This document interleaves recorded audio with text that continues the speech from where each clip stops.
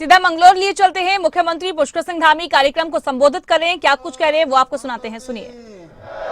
भारत माता की जय जवान, जय जवान, वंदे वंदे वंदे। नरेंद्र मोदी जिंदाबाद, नरेंद्र मोदी जिंदाबाद।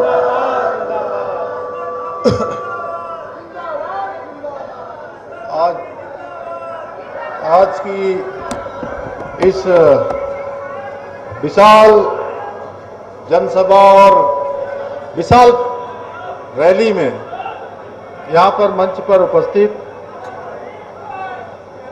हमारे पूर्व कैबिनेट मंत्री स्वामी यतीश्वरानंद जी, आपदा प्रबंधन के हमारे सलाहकार उपाध्यक्ष विनय रोहेला जी, जिला अध्यक्ष मधु सिंह जी, और आज जिन्होंने इस विशाल रैली का संयोजन किया है, ऐसे मंगलौर विधानसभा के पूर्व में प्रत्याशी रहे, पूर्व कैबिनेट मंत्री और जिनका हर प्रदेश में जनता से बहुत प्यार होता है, ऐसे आदरणीय करतार सिंह भड़ाना जी, जिला पंचायत के अध्यक्ष श्री किरण चौधरी जी, रुड़की के लोकप्रिय विधायक प्रदीप बत्रा जी, राज्य मंत्री मेरे साथ देशराज कर्णवाल जी, श्यामवीर सैनी जी, शोभाराम प्रजापति जी, मेयर रुड़की अनीता अग्रवाल जी, ब्लॉक प्रमुख कोमल चौधरी जी, ब्लॉक प्रमुख कविंद्र चौधरी जी, प्रतिनिधि राजपाल जी, पूर्व प्रत्याशी सत्यपाल जी, और मंच पर आसीन हमारे सभी नेतागण, सभी मंडलों के अध्यक्ष, सभी आए हुए आज इस रैली में और इतनी चिलचिलाती धूप में आप सब इतनी बड़ी संख्या में आए हुए, मेरे सभी बड़े बुजुर्ग, माताएं, बहनें और हमारे सभी युवा नौजवान साथी, सभी किसान भाई, पत्रकार मित्रों, छायाकार बंधुओं, मैं आप सबका आज यहां पर पधारने के लिए आप सभी का हृदय से स्वागत करता हूं, अभिनंदन करता हूं।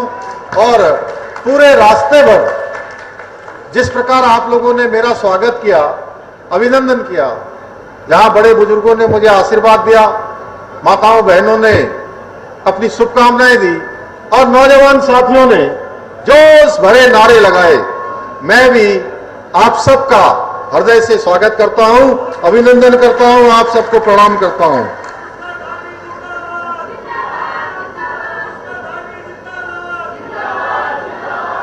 मेरा मानना है भाइयों बहनों, ये आज होने वाला अभिनंदन, ये अभिनंदन मेरा नहीं है, ये उत्तराखंड के 1.25 करोड़ जागरूक नागरिकों का अभिनंदन है, जिन्होंने हमको यूसीसी जैसा कानून, जब बाबा साहब भीमराव अंबेडकर देश का संविधान बना रहे थे और संविधान के अनुच्छेद 44 में जिसका उन्होंने प्रावधान किया था कि देश के राज्यों के अंदर, देश के अंदर सबके लिए एक समान कानून होना चाहिए, कोई किसी पंथ का हो, किसी धर्म का हो, किसी समुदाय का हो, भाइयों बहनों, इस देश में रहने वाले सब लोगों के लिए एक समान कानून होना चाहिए।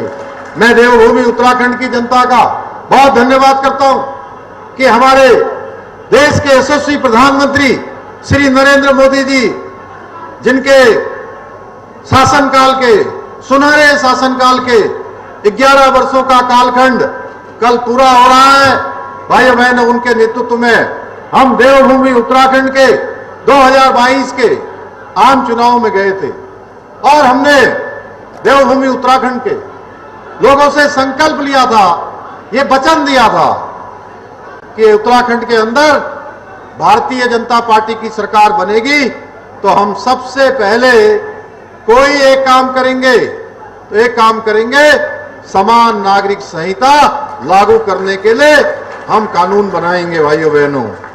और हमने इसके लिए काम किया क्योंकि हमारे संविधान निर्माताओं का मत था कि देश में रहने वाले सबके लिए एक समान कानून होना चाहिए, चाहे वो किसी धर्म, समुदाय या पंथ का हो। भाइयों बहनों, क्योंकि हमने अनुभव किया समाज में कुछ समुदायों के लिए अलग अलग व्यक्तिगत कानूनों के कारण भेदभाव की स्थिति, अन्याय की स्थिति, असमानता की स्थिति पैदा होती है। समान नागरिक संहिता इन सभी में समानता लाने का काम करेगी। भाइयों बहनों, आज के इस अवसर पर मैं जहां अब इतनी बड़ी संख्या में आए हैं और दूर दूर से आसपास मंगलौर, लिब्बा हेड़ी, रुड़की और पूरे हरिद्वार जनपद के और कुछ बहुत लोग हमारे आसपास के क्षेत्रों से भी यहां आए हुए हैं, मैं आप सबके सामने जरूर बताना चाहता हूं कि समान नागरिक संहिता किसी धर्म के खिलाफ नहीं है, किसी पंथ के खिलाफ नहीं है, बल्कि सारी कुप्रथाओं को मिटाकर नागरिकों के बीच में समानता स्थापित करने का एक संवैधानिक उपाय है। भाइयों बहनों, परंतु ये देश का दुर्भाग्य रहा, देश की आजादी के बाद देश में अधिकांश समय तक 6 दशकों तक इस देश के अंदर एक पार्टी का शासन रहा। भाइयों बहनों, और उस पार्टी ने कभी भी यह प्रयास नहीं किया कि देश के अंदर रहने वाले लोगों के लिए केवल और केवल अपने वोट बैंक की चिंता करी, देश के अंतिम छोर में रहने वाले लोगों के लिए चिंता नहीं करी कि समान नागरिक संहिता का कानून लागू होना चाहिए। जबकि दुनिया के सभी प्रमुख मुस्लिम देशों में समान नागरिक संहिता का कानून लागू है। भाइयों बहनों, पहले से ही हम भली भांति जानते हैं कि भारत में सबसे पहले उत्तराखंड में यूसीसी लागू करने का मार्ग कोई आसान मार्ग नहीं होगा। भाइयों बहनों, लेकिन हमने अपने प्रधानमंत्री श्री मोदी जी के मार्गदर्शन में और उनके नेतृत्व में जब नीति और नियत दोनों स्पष्ट हो, हम आगे बढ़े और देवभूमि उत्तराखंड की जनता ने हमको अपना आशीर्वाद देकर यह कानून लागू करने का हमारा मार्ग प्रशस्त किया। और 27 जनवरी 2025 से उत्तराखंड में सभी के लिए एक समान कानून लागू हो गया है। भाइयों बहनों, आज के इस अवसर पर हमारे बीच में बहुत बड़ी संख्या में हमारे अन्नदाता भाई किसान यहां पहुंचे हैं और आज मुझे भी काफी दिनों बाद उन्होंने ट्रैक्टर पर बैठा लिया और ट्रैक्टर में बैठा ही नहीं लिया। उन्होंने कहा, आपने ट्रैक्टर चलाया होगा, मैंने ट्रैक्टर बहुत चलाया बचपन में। तो भाइयों बहनों, वहां से लेकर आपके बीच में आने तक जहां से रैली शुरू हुई, आज ट्रैक्टर चलाने का भी सौभाग्य प्राप्त हो गया। मैं आप सबको डबल इंजन की सरकार द्वारा जो किसानों के हित में हमारे प्रधानमंत्री मोदी जी के नेतृत्व में जो प्रयास किए जा रहे हैं, उनसे मैं अवगत कराना चाहता हूं। भाइयों बहनों, आप सभी लोग भली भांति जानते हैं, 60 वर्षों से ज्यादा समय तक सच्चे मन से देश के अंदर किसानों के हित में कोई ठोस फैसले नहीं लिए गए। परंतु 2014 में जब से देश के प्रधानमंत्री के रूप में मोदी जी ने काम करना शुरू किया, उन्होंने अनेक ऐतिहासिक निर्णय लेकर अन्नदाताओं के उत्थान के लिए अनेक काम शुरू किए। भाइयों बहनों, आज चाहे अन्नदाताओं की आय को दुगना करना हो, किसान भाइयों के जीवन स्तर को ऊपर लाना हो, वहीं देश भर के अंदर 11 करोड़ किसानों को प्रधानमंत्री किसान सम्मान निधि योजना के माध्यम से आज उनको प्रोत्साहन देने का काम हो रहा है।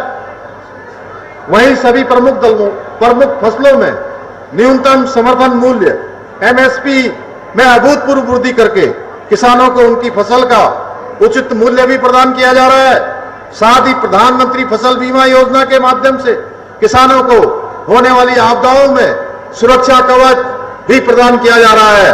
इतना ही नहीं, मृदा स्वास्थ्य कार्ड हो, उसके द्वारा मिट्टी की वैज्ञानिक जांच कर किसानों को पोषक तत्व में होने वाली कमी को, आवश्यक उर्वरकों की, आवश्यक किस प्रकार के उर्वरक यूज करने हैं, उनकी जानकारी दी जा रही है। उनकी फसल की उपज और गुणवत्ता, भूमि दोनों की उर्वरता में सुधार किया जा रहा है। इसके साथ ही अनेक योजनाएं जो किसानों के हित में चलाई जा रही हैं, किसान मानधन योजना, धन धान्य योजना, दलहन आत्मनिर्भरता मिशन, बागवानी विकास मिशन, कृषि यंत्र सब्सिडी, बूंद बूंद सिंचाई योजना, डिजिटल कृषि योजना जैसी अनेक योजनाओं के माध्यम से किसानों को लाभ पहुंचाने का प्रयास किया जा रहा है। यही नहीं, कृषि को विकास का प्रमुख इंजन मानते हुए किसान क्रेडिट कार्ड की लिमिट को 3 लाख रुपए से बढ़ाकर 5 लाख रुपए करने का ऐतिहासिक निर्णय लिया गया है। वहीं प्राकृतिक कृषि को प्रोत्साहित करने के लिए सिंचाई और कृषि तकनीकों के विकास पर विशेष फोकस किया जा रहा है। इतना ही नहीं, कृषि क्षेत्र को और अधिक सशक्त बनाने के लिए 14,000 करोड़ रुपए की लागत से 7 नई परियोजनाओं पर कार्य प्रारंभ किया गया है। आदरणीय प्रधानमंत्री जी के नेतृत्व और मार्गदर्शन में देवभूमि उत्तराखंड में भी अनेक प्रयास किसानों के हितों के लिए किए जा रहे हैं, किसानों की उन्नति के लिए किया जा रहा है। भाइयों बहनों, जहां किसानों को 3 लाख रुपए तक का ऋण बिना ब्याज के देने का प्रावधान है, वहीं फार्म मशीनरी बैंक योजना के माध्यम से 80% सब्सिडी देने का काम भी हम कर रहे हैं। यही नहीं, हमने नहरों को सिंचाई के लिए पूरी तरह से सिंचाई मुक्त करने का काम भी हमने किया है। साथ ही हमने किसानों की आय बढ़ाने के लिए पॉली हाउस निर्माण के लिए 200 करोड़ रुपए की राशि का प्रावधान किया है। भाइयों बहनों, गेहूं की खरीद हो 20 रुपए प्रति क्विंटल का हमने बोनस देने का काम किया है। वहीं गन्ने के रेट में भी 20 रुपए क्विंटल की बढ़ोतरी की है। इतना ही नहीं, मुझे यह सब आप सबको बताते हुए ये बड़ी खुशी हो रही है कि डबल इंजन की सरकार बनने के बाद अब तक किसानों को डीबीटी के माध्यम से जो राशि भेजी जा रही है वो पिछले 22 वर्षों में भेजी गई राशि से कहीं अधिक है। भाइयों बहनों, इसी प्रकार फलों के उत्पादन को बढ़ाने के लिए भी विभिन्न स्तरों पर हम प्रयास कर रहे हैं। हमारी सरकार 1200 करोड़ रुपए की लागत से नई सेब नीति, कीवी नीति, स्टेट मिलेट मिशन नीति, ड्रैगन फ्रूट नीति जैसी महत्वपूर्ण योजनाओं को लागू कर रही है। इन्हीं नीतियों के तहत बागवानी को प्रोत्साहन देने के लिए किसानों को 80% तक की सब्सिडी प्रदान की जा रही है। भाइयों बहनों, मैंने ये सभी कार्य आप सबको यूं ही नहीं गिनाए, बल्कि इसलिए बताए हैं क्योंकि ये हम सभी के लिए गर्व का विषय है कि आज देश को एक ऐसा नेतृत्व मिला है, देश की आजादी के बाद अभूतपूर्व नेतृत्व, जिनके नेतृत्व में आज भारत दुनिया की एक बड़ी महाशक्ति बनने की ओर अग्रसर हो रहा है। भारत विकसित भारत बनने की ओर अग्रसर हो रहा है भाइयों बहनों, और जिसमें गांव गरीब किसान को अपने शासन में सबसे ऊंची प्राथमिकता पर, सर्वोच्च प्राथमिकता पर किसी को रखा है, गांव गरीब और किसान को रखा है। भाइयों बहनों, मैं मोदी जी का एक बार आप सबकी तरफ से भी धन्यवाद करना चाहता हूं। उनके 11 वर्षों का निष्कंटक राज्य, निष्कंटक जो गरीब किसान और गरीबों को, मजदूरों को समर्पित रहा है। आज यहां उपस्थित अधिकांश किसान भाई इस बात के साक्षी हैं कि बीते 11 वर्षों में जब से प्रधानमंत्री मोदी जी ने देश की बागडोर संभाली है, किसानों के कल्याण की दिशा में जितना कार्य हुआ है उतना पहले कभी नहीं हुआ है। पहले की सरकार के एक प्रधानमंत्री जी कहते थे, आप सब लोगों ने भी सुना होगा, एक प्रधानमंत्री जी कहते थे कि अगर दिल्ली से वो 1 रुपया सब्सिडी का भेजते हैं तो वो हमारे लिब्बा हेड़ी जैसे गांव में पहुंचते पहुंचते केवल 15 पैसे रह जाता है। 15 पैसे रह जाता था भाइयों बहनों, 85 पैसा कमीशन की भेंट चढ़ जाया करता था। आप सभी भली भांति जानते हैं, आज गरीब से जुड़ी हुई प्रत्येक योजना सीधे उनके बैंक के खातों में पहुंचती है और 1 पैसे का भी कमीशन कहीं कट नहीं होता है। कहीं कोई बिचौलिया जो है आपके हक के आए हुए पैसे के बीच में डाका नहीं मार सकता है। भाइयों बहनों, आप सभी जानते हैं, एक समय वो भी था जब भारत का एक भी शहर आतंकवाद से दूर नहीं था। आतंकवाद की घटनाएं वहां होती थी, हम ये नहीं कह सकते थे कि ये शहर सुरक्षित है, परंतु उस समय की सरकारों में न इच्छा शक्ति थी, न भाइयों बहनों कोई साहस था कि आतंकवादियों और उनके सुरक्षकों को वो ठोस कार्रवाई कर सके। कोई ठोस जवाब उनको दे सके। वो केवल कोई घटना होती थी तो क्या करते थे, कोई घटना होती थी तो आतंकवाद की निंदा कर देते थे, आतंकिस्तान पाकिस्तान की निंदा कर देते थे भाइयों बहनों, और चुपचाप होकर बैठ जाते थे। लेकिन आज का भारत मोदी जी के नेतृत्व में केवल निंदा नहीं करता है, बल्कि घर में घुसकर उनके आतंकी निशानों को नेस्तनाबूद करने का काम करता है। चाहे सर्जिकल स्ट्राइक हो, एयर स्ट्राइक हो, या अभी अभी चलाया गया ऑपरेशन सिंदूर हो, इसके माध्यम से आतंकियों को उनके बिलों में ही सफाया करने का काम भारत की सेना ने हमारे प्रधानमंत्री मोदी जी के नेतृत्व में किया है। भाइयों बहनों, आतंकियों की मदद करने वाले पाकिस्तान सेना के हवाई अड्डों से लेकर डिफेंस सिस्टम तक तबाह कर दिए गए। ऑपरेशन सिंदूर के माध्यम से ऐसा प्रहार किया गया कि पाकिस्तान को 4 दिनों में ही घुटनों पर आना पड़ा और संधि की भीख मांगनी पड़ी। भाइयों बहनों, पूर्ववर्ती सरकारों की विफलता के कारण, तुष्टीकरण की राजनीति के कारण, देवभूमि का डेमोग्राफिक ये काफी बदलाव इसमें देखने को मिला है। यहां का जो मूल अस्तित्व है उसको कहीं ना कहीं चुनौती मिल रही है। इस बदलाव को रोकने के लिए हमने जहां धर्मांतरण का कानून लागू किया है भाइयों बहनों, वहीं लव जिहाद, लैंड जिहाद और थूक जिहाद के खिलाफ भी हमने कठोर कार्रवाई सुनिश्चित की है। हमने प्रदेश में लैंड जिहाद पर कड़ी कार्रवाई करते हुए 5000 एकड़ से अधिक जमीन सरकारी भूमि को लैंड जिहादियों से मुक्ति कराई है। इतना ही नहीं, दंगों की राजनीति करने वालों को भी सबक सिखाने के लिए हमने दंगारोधी कानून बनाया है और उसके होने वाले नुकसान की भरपाई भी उन्हीं दंगाइयों से सुनिश्चित करने का इस कानून में प्रावधान किया है। भाइयों बहनों, आप सब जानते हैं, पहले यहां पेपर लीक, परीक्षाओं में धांधली एक संस्कृति बन गई थी, एक टेंडेंसी बन गई थी। कोई परीक्षा होती थी और परीक्षा के बाद उन परीक्षाओं के पेपर लीक हो जाया करते थे, परीक्षा कैंसिल हो जाया करती थी। भाइयों बहनों, गरीब माता पिता के बेटे बेटियां जो अपनी तैयारी करते थे, अपनी मेहनत करते थे, उनके माता पिता भी अपने बच्चों के लिए अपने जीवन में होने वाले दैनिक खर्चों को कम कर लेते थे। भाइयों बहनों, उनका मनोबल टूटता था, कई वर्षों से उनका चयन में नंबर नहीं आता था। लेकिन हमने कहा कि नहीं, इसके लिए चाहे हमको कोई भी कितनी भी चुनौती का सामना करना पड़ेगा, नकल माफियाओं को जड़ से उखाड़ना पड़ेगा, तो हम जड़ से उखाड़ेंगे। हमने कार्रवाई करी और 100 से ज्यादा नकल माफियाओं को जेल की सलाखों के पीछे भेजने का काम किया।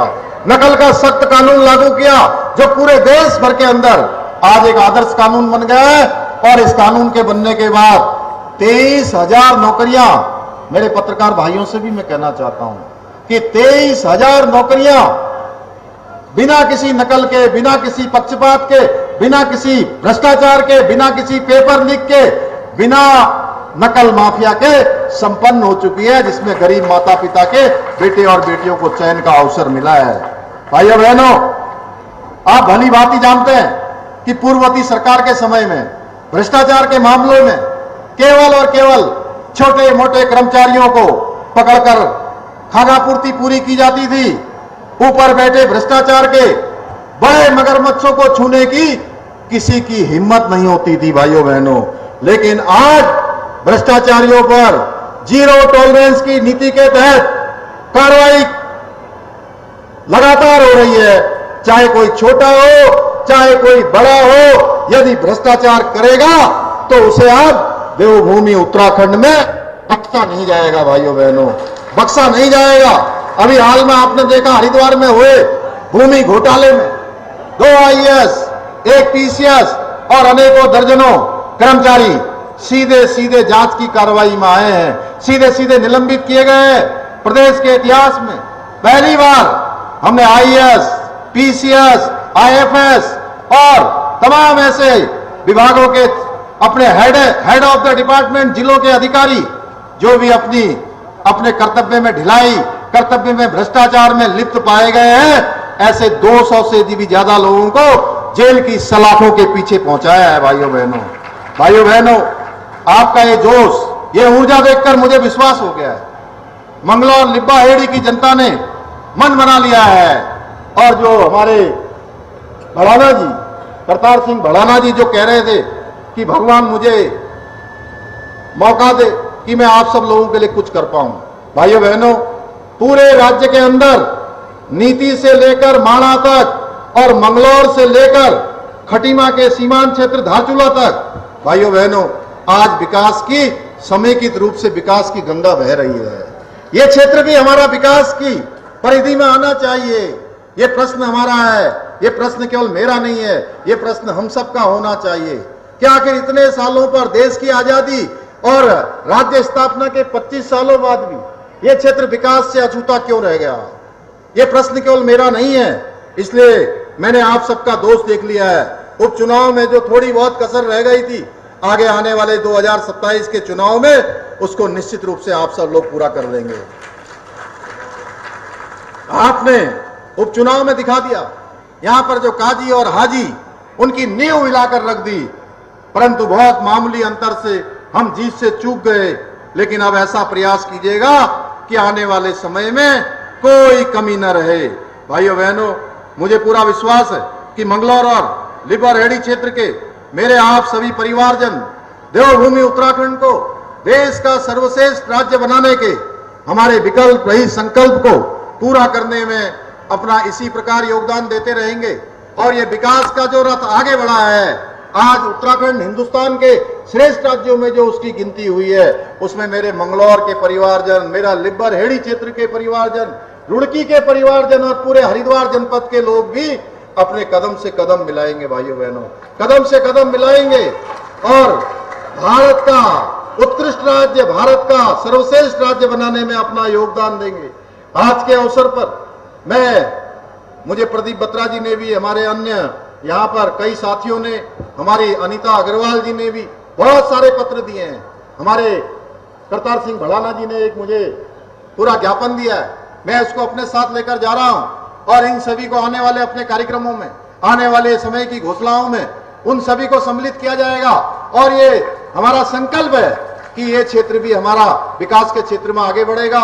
उत्तर प्रदेश सरकार के साथ जहां बात करनी होगी, हम आदरणीय योगी आदित्यनाथ जी से बात करेंगे और उनसे अनुरोध करेंगे कि हमारे इस क्षेत्र की आवश्यकता है, मंगलौर क्षेत्र की आवश्यकता है, लिबरहेड़ी क्षेत्र की आवश्यकता है, रुड़की हरिद्वार की आवश्यकता है, तो उन्होंने कभी भी हमको मना नहीं किया है। लंबे समय से जो हमारा परिसंपत्तियों का बंटवारे का काफी सारा मामला उलझा हुआ था, मैं लखनऊ गया और मैंने आदरणीय योगी आदित्यनाथ जी से अनुरोध किया कि आप हमारी इन परिसंपत्तियों का जो मैटर है इसको सुलझा दीजिए। उन्होंने सारे मैटर जो पिछले 22 सालों में नहीं सुलझ पाए थे, उन सभी को सुलझाकर हमको हमारी परिसंपत्तियां भी देने का काम किया है। तो आज के अवसर पर मैं एक घोषणा करता हूं कि विधानसभा क्षेत्र मंगरौल, ग्राम लिबरहेड़ी में महाराजा सूरजमल जी के नाम से खेल स्टेडियम का निर्माण किया जाएगा। विधानसभा क्षेत्र मंगलौर में सरकी रजवाहे की पटरी जो मंगलौर से गुरुकुल लंडोरा बाईपास हरचंदपुर के पुल तक है, उसको पक्की करवाई जाएगी। अन्य जो योजनाएं मुझे दी है, मैं उनको अपने साथ लेकर जा रहा हूं। इसी विश्वास के साथ एक बार आप सभी का धन्यवाद व्यक्त करते हुए मैं अपनी बात को समाप्त करता हूं। बहुत बहुत धन्यवाद। जय हिंद, जय भारत, जय उत्तराखंड। भारत माता की जय, भारत माता की जय, भारत माता की जय। पुष्कर धामी जिंदाबाद। मुख्यमंत्री पुष्कर सिंह धामी कार्यक्रम को संबोधित करते हुए नजर आए। धन्यवाद रैली का आयोजन किया गया था। इस दौरान मुख्यमंत्री पुष्कर सिंह धामी कई अहम मुद्दों पर बोलते हुए नजर आए।